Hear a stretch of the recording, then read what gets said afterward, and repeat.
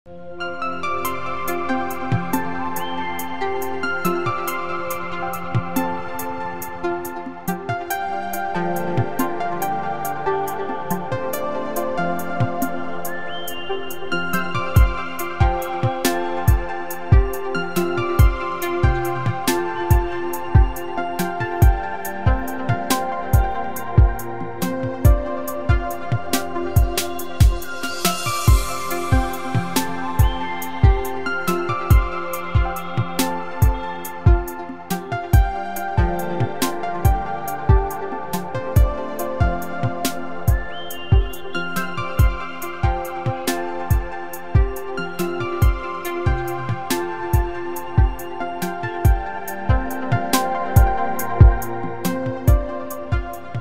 পবিত্ৰ স্থানত বিশ্ব চিলাৰায় দিৱসৰ বিষয়ে মই কি ক'ম, সকলোৱে জ্ঞাত।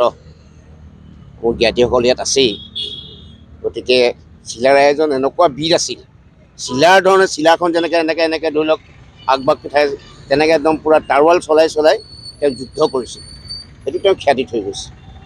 গতিকে এই কোচ ৰাজবংশী কাৰো লগত যুদ্ধত হৰা নাই। মই যিমানটো জানো, বুৰঞ্জীও নকয়, কাৰোবাৰ সন্ধিজনী কৰি কোনো যুদ্ধত হৰা নাই, আজিলৈকে হৰা নাই। কোচ ৰাজবংশী এনেকুৱা এটা জাতি যিটো এটা ঐতিহ্য আছে আৰু থাকিব। আৰু যেতিয়ালৈকে ইয়াত জোন সূৰ্য থাকিব তেতিয়ালৈকে বিশ্ব চিলাৰায় দিৱস অনুষ্ঠিত হ'ব। আৰু বিশ্ব চিলাৰায় দিৱসে আমাৰ জ্ঞাতিসকলে মনত পেলাই তেওঁ জন্ম জয়ন্তী পালন কৰি যাব। বৰুৱা চাৰিআলিত মিলেনিয়াম পাৰ্কত আমাৰ বন্তি প্ৰজ্বলন হৈছে।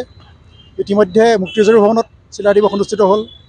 সেয়েহে সেইদৰে চেঙেলীআটিত আমাৰ চিলাৰায় দিৱস অনুষ্ঠিত হৈছে।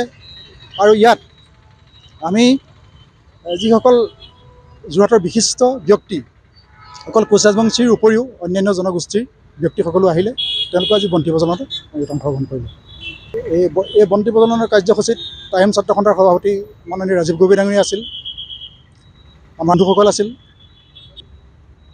বিশিষ্ট ব্যক্তি দণ্ডধৰ হাজৰিকা, আমাৰ এতিয়াৰ মিউনিচিপালিটি বৰ্ডৰ উপসভাপতি তেখেত আছিল, আৰু বহুকেইজন গণ্যমান্য ব্যক্তি উপস্থিত আছিল।